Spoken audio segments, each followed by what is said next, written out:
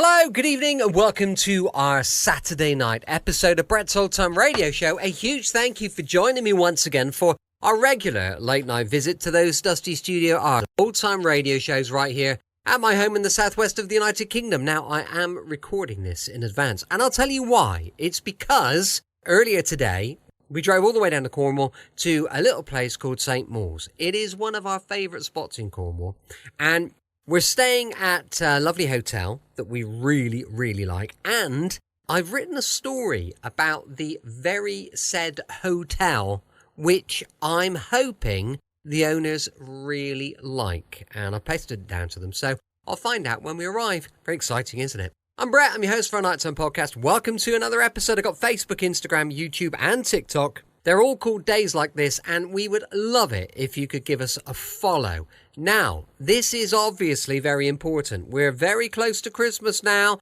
but you've just about got time to jump onto Amazon and pick up a copy of one of our books.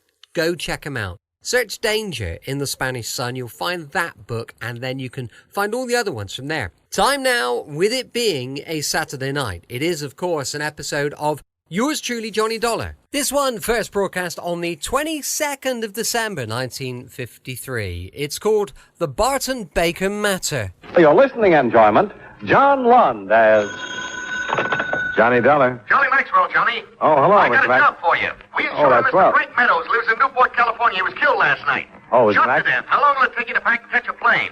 Oh, it's Look up Lieutenant Sullivan, Newport Police, when you get there, Johnny. Have a Yeah, good trip. I'll try, Mr. Maxwell.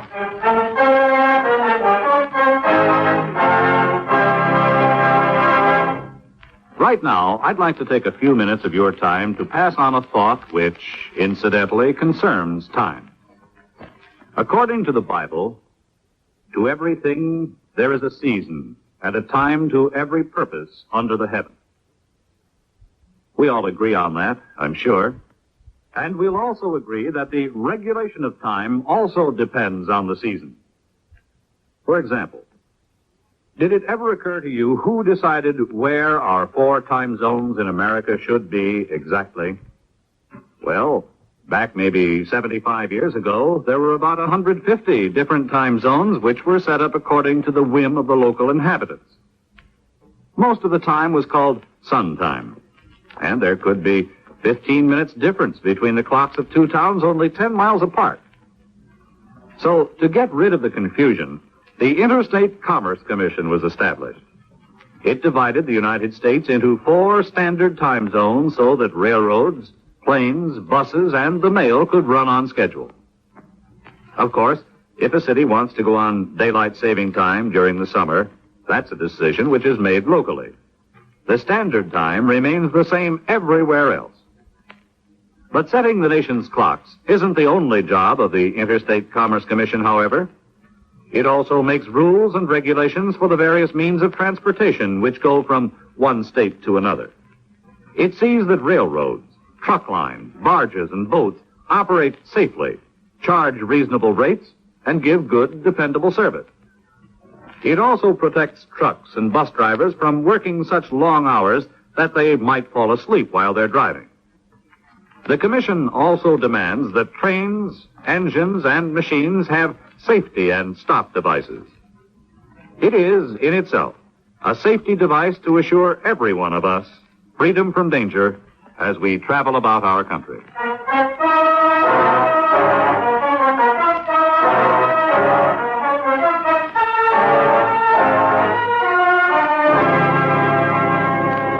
Expense account submitted by Special Investigator Johnny Dollar to Home Office, Universal Bonding and Indemnity Company, Hartford, Connecticut. The following is an accounting of expenditures during my investigation of the Barton Baker matter. Expense account item 1, $195.80. Plane fare and incidentals from Hartford to Los Angeles. I arrived at International Airport at 11 the morning of the 26th and rented a car there. An hour later, I was pulling into Newport, a sea town not far down the coast. At the police station, I met Lieutenant Solomon, and we discussed the case. Frank Meadows ran a boat chartering service. Did you know him? Yeah. Excuse me. Open a window. Sure has been hot the last couple of days. Like a cold drink or something? No, thanks. Well, we got a report on the shots, and when we got there, Frank was dead. Shot 3 times. He had a gun been fired twice. Obviously shot it out with somebody. Any suspects? His partner, Dave Geller, owned the boat with Charlie. What makes you think Geller did it? No, don't know for sure, but he's missing. Disappeared. Nothing else? No. That's the only thing we've got to go on. Any reason why Geller would kill Meadows? None that we know of. I know Dave as well as I did Frank. They always seem to get along. Never heard of any argument. But you know how those things are. A couple of guys get along fine for years, and then some little thing comes up. Yeah. Might be a woman. Just a woman or some particular woman? Frank has a wife. And Geller? No, he's not married. What's Mrs. Meadows like? Well, you got to talk to her anyway, don't you? Yeah. Then you can see for yourself. I'd say she was the kind that might cause a lot of trouble under the right circumstances. But that's only a personal observation. You might not think so at all. Here's the address. Well, thanks, Lieutenant. I'll let you know. Do that.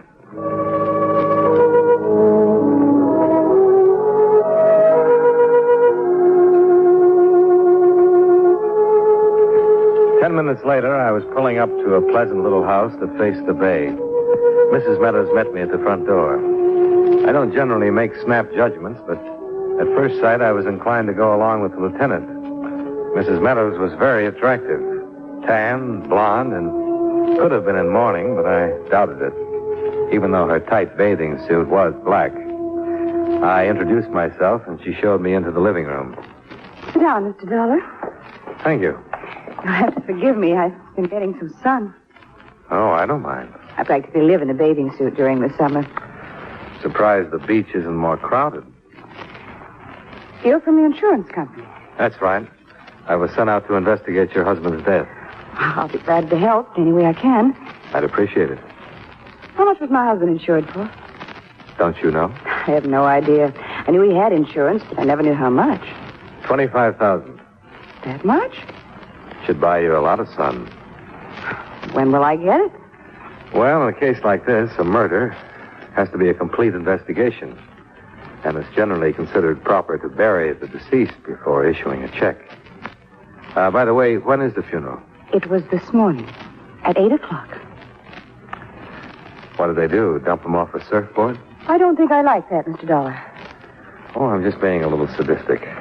I always get that way when I see someone so broken up. Would it be better if I stayed in the house for a week and wore a black veil? Oh, no. But a little emotion would seem more natural. Would it help if I cried? Help who? Mr. Dollar, my husband's dead.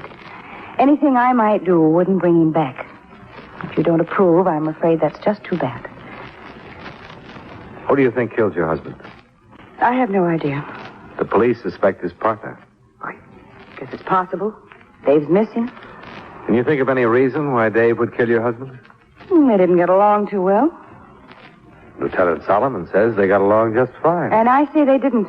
I think I know more about it than Lieutenant Solomon. Okay. Suppose you tell me why they didn't get along. They just didn't. They disagreed a lot. Over anything specific? Not particularly. The boat, things in general. They'd known each other for years, been partners for nearly 10. Friendships wear thin sometimes. Before they left on the trip, they had an argument. About what? Frank didn't tell me. Just came home and said he'd had a fight with Dave. The next morning, they left. The following morning, when they returned, Lieutenant Solomon called me and said Frank had been killed. Where did they go? Down the coast after Yellowtail. Who chartered the boat? No one. They went alone. Well, thank you, Mrs. Meadows. If you happen to hear from Dave, get in touch with the police, will you?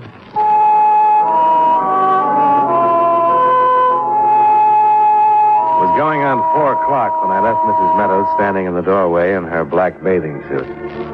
I drove to a motel on the bay and was shown to my room, where I called Lieutenant Solomon. I wanted to take a look at the boat. You'll find it at Carlson's Landing, the J-Bell. Mrs. Meadows says her husband and Geller went fishing for yellowtail. Yeah. They catch any? They did. They didn't bring them back. No fish on the boat. Maybe they didn't really go fishing. Got any ideas? No, not a one. Just a guess. Trying to create a motive. What do you think of Mrs. Meadows? Oh, very attractive. Not a good enough motive? I didn't say that. I was just trying to come up with a better one. If you do, let me know. After meeting Mrs. Meadows, it won't be easy. You having her watched? If Dave Geller tries to contact her, we'll know about it. Mm-hmm. Hey, where's a good place to eat? You like seafood? Oh, by the ton. Try the restaurant right next to your motel. Via Marina. Steamed clams are great. Lieutenant, you have just created a glutton. Expense account item 2, $6.50 for a seafood dinner. While the bucket of clams digested, I drove to Carlson's Landing, where I located the J-Bell, Meadows and Geller's trim little fishing boat. A full moon was out over the Pacific, and the J-Bell rocked gently with the motion of the tide. The landing was deserted except for a big gray cat that scurried onto one of the other boats as I walked past. I stood looking at the J-Bell for a minute, listening to the sounds of the ocean. Then I climbed aboard. The hatch leading below to the cabin was unlocked, so I opened it and went down the short ladder.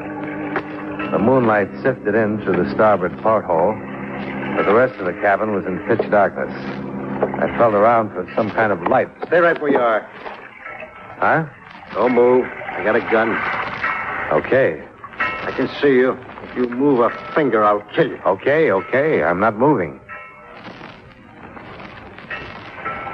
Well, what happens? Do we stay here all night? No.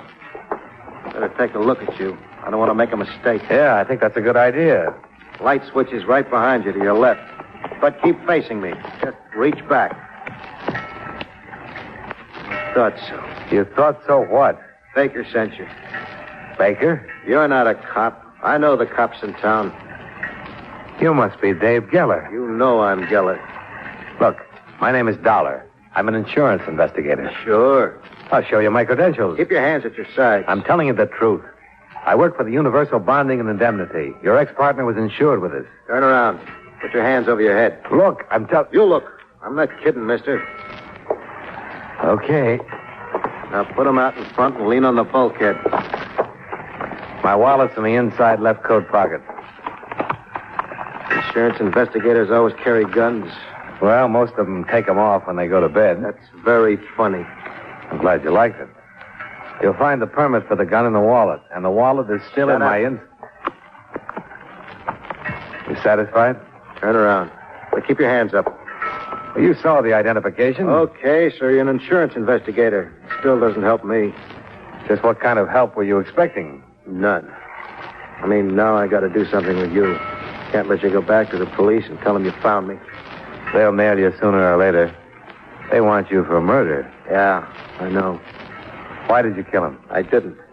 Then what are you hiding for? That's none of your business. All right, now we're back to me. What happened? You'll just have to stick around for a while. Sure. Hold it.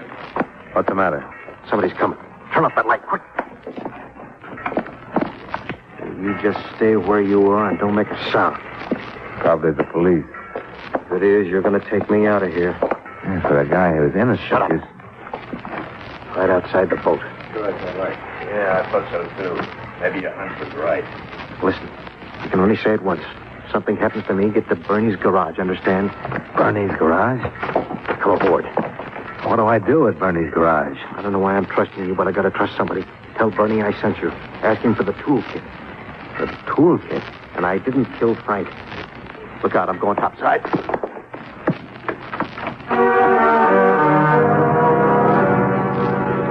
He went up the ladder and out on deck, holding his gun in front of him. I thought about trying to stop him, but he moved too fast. And besides, he had my gun stuck in his belt. I was going up the ladder when the shooting started, and being a practical man, I stopped halfway up and ducked. After a moment, I looked up through the hatch, and there, standing in the moonlight, was a tall, thin man dressed in a white suit.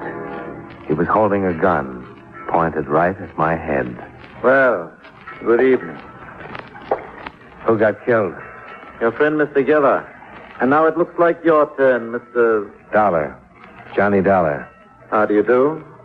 My name's Baker. Barton W. Baker.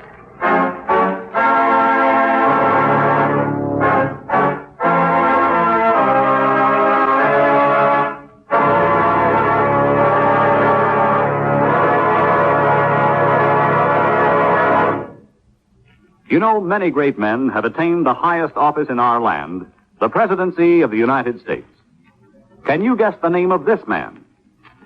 He was descended from an English family which landed in Plymouth in 1624 and was a native of Ohio.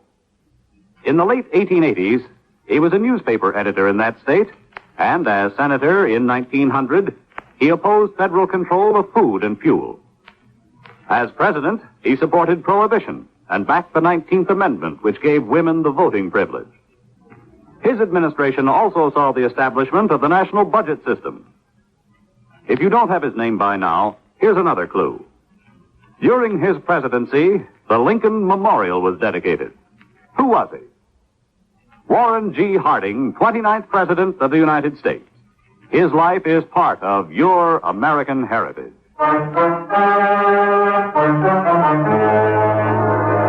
And now, with our star, John Lund, we bring you the second act of yours truly, Johnny Dollar.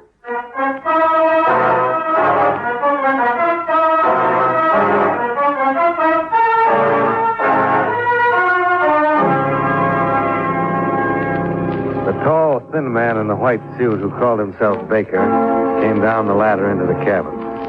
He flipped on the lights again and stood facing me, a half smile twisted on his lips. We said nothing. After a moment, another man appeared at the hatch and called down to the white suit. He's dead. What'll I do with him? Throw him in the ocean.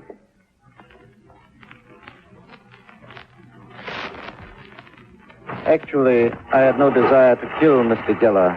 But you forced yourself. Had he offered his cooperation, he would be alive this minute. Yeah, he's in the water, but those shots are sure to bring somebody. And we must expedite matters as quickly as possible.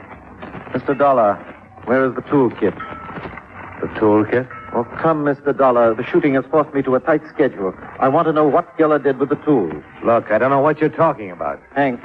Yes, sir. Now, wait a minute. Oh. As you can see, Mr. Dollar, I mean to have the information one way or another. Look. Yeah, One moment, Hank. Mr. Dollar, I was prepared to offer the late Mr. Geller $5,000 for the toolkit. I'll make you the same offer. It's a good offer. But how can I give you something I don't know anything about? $10,000. I don't know anything about a toolkit. You've been with Mr. Geller? Sure. I can't believe you were discussing the weather. Oh, hardly.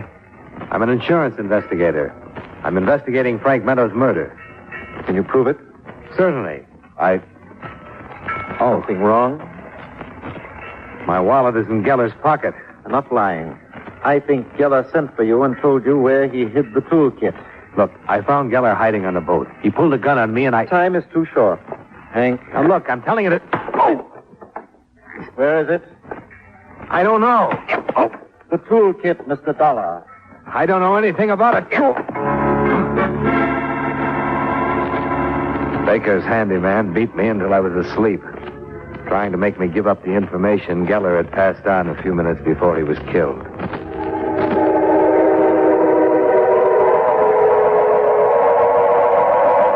I don't know how long I was out, but when I came to, I could hear breakers. I was lying on the beach looking up at the big moon and feeling my head throb as though it was stuck on the end of a drumstick. Well, I managed to sit up and look around. I had no idea where I was, but a long groove in the sand that stretched away from me showed clearly that I'd been dragged from the street several hundred feet behind me. I stumbled to my feet, and that's when I saw her, walking along by the water, headed my way, her soft blonde hair blowing in the casual breeze. She was barefoot and wearing white shorts and a terry cloth shirt. I guess it was a little cool for the black bathing suit. She stopped when she saw me. Oh, good evening. Hello. Mr. Dollar, you're bleeding. Yeah, it happens sometimes. What are you doing out here? I'm waking up. What are you doing? Well, I was just taking a walk. But your face, it's all bruised. How far is your house? Down the beach, about a mile. You think you could scare up some iodine? Yes. Come on. Oh. Still a little dizzy. Here, put your arm around me. Better? Much?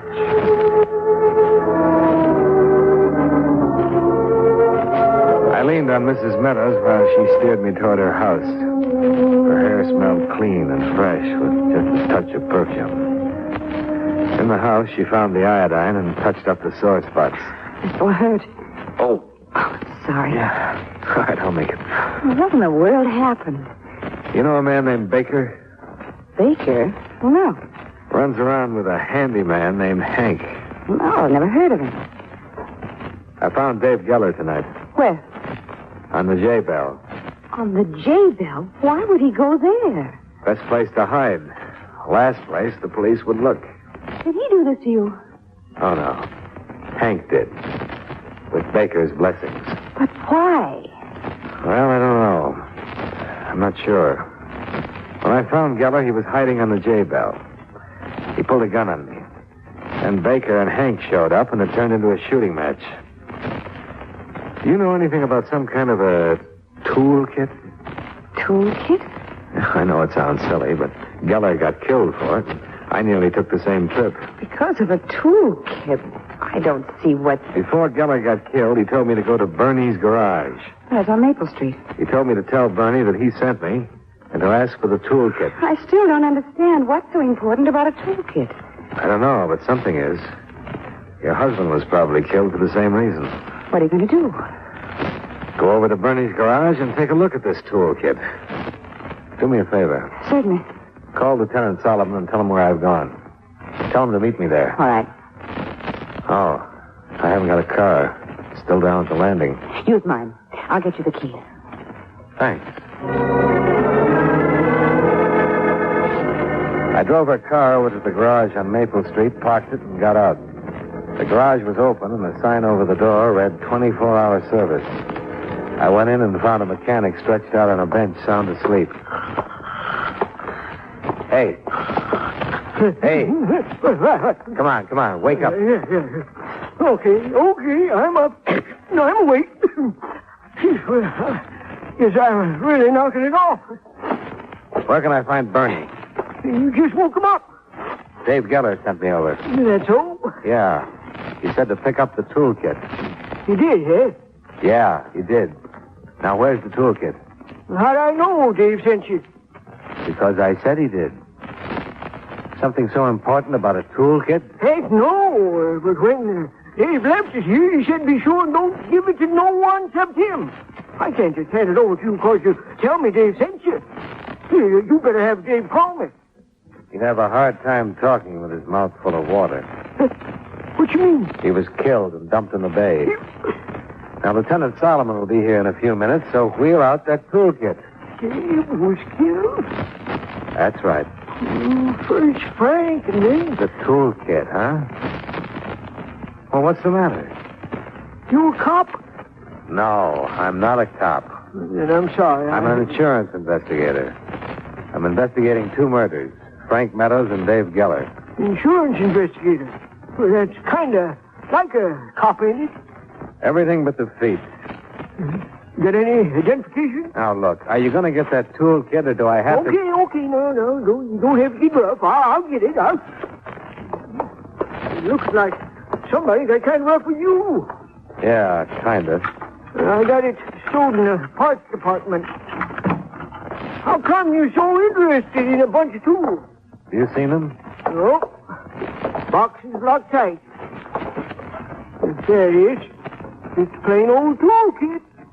Yeah. You got something I can bust this lock? Oh, now, wait a minute. Crowbar or something. Well, maybe we better wait for Lieutenant Solomon. If you ain't got a key, Will you get me that crowbar? Okay. It's against my principles. If Dave wanted you to pick up the kid, he should have called. He's dead. Remember? Oh, yes. Do you know who killed him?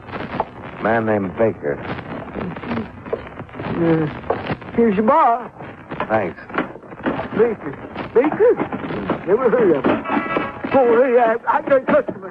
Might be Solomon. Yeah.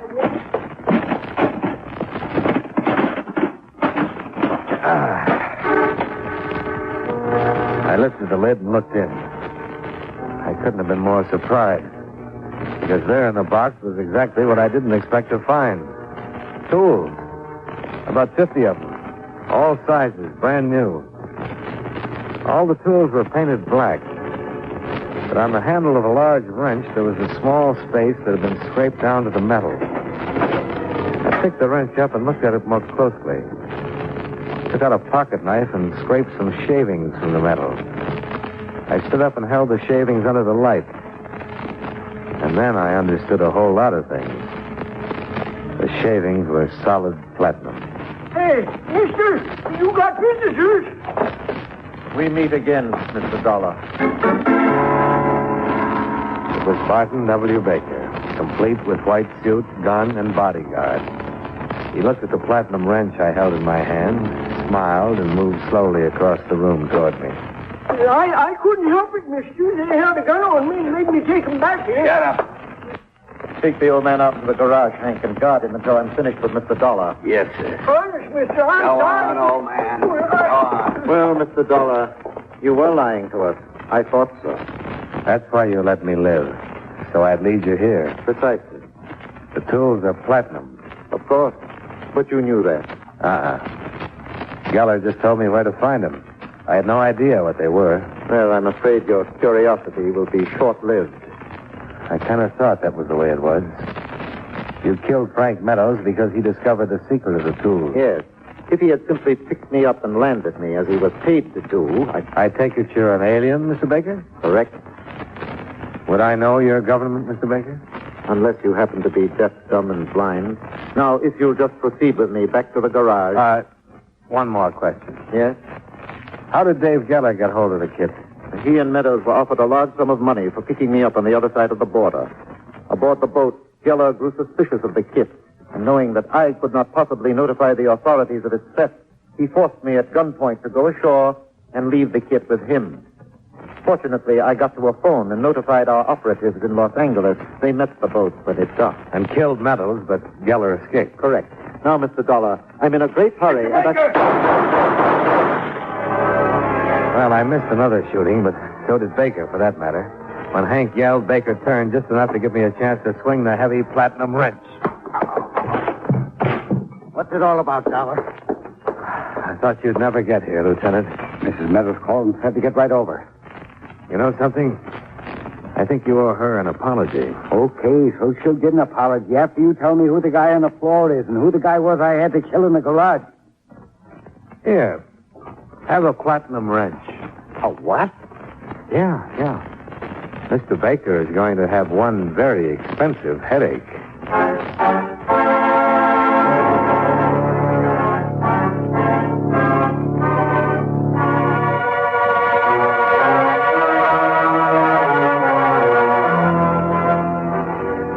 On the way over to my motel, I explained the events to Solomon, who did a little mumbling and shaking himself. Then, after a fresh shower and a change of clothes, I went over to Mrs. Meadows and expressed my most heartfelt thanks. Expense account item 3, $176.85. Motel bill and expenses for the next 2 days while I hung around Newport resting up. I saw Mrs. Meadows a few times before I left, but for some reason I didn't get much of a tan.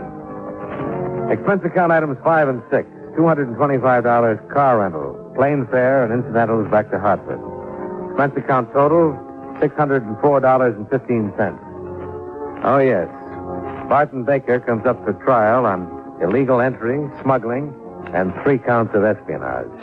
I hope he enjoys his stay in the USA. Yours truly, Johnny Dollar. Welcome back. Hope you enjoyed our latest episode of Yours Truly, Johnny Dollar. And don't forget, we'll be back tomorrow with more mystery and suspense with The Man Called X going live at 5 p.m. UK time. Thanks for listening. I'll be with you 7 days a week, each and every week. And I'll see you tomorrow, very close to Christmas, on Brett's Old Time Radio Show. Love you. Bye.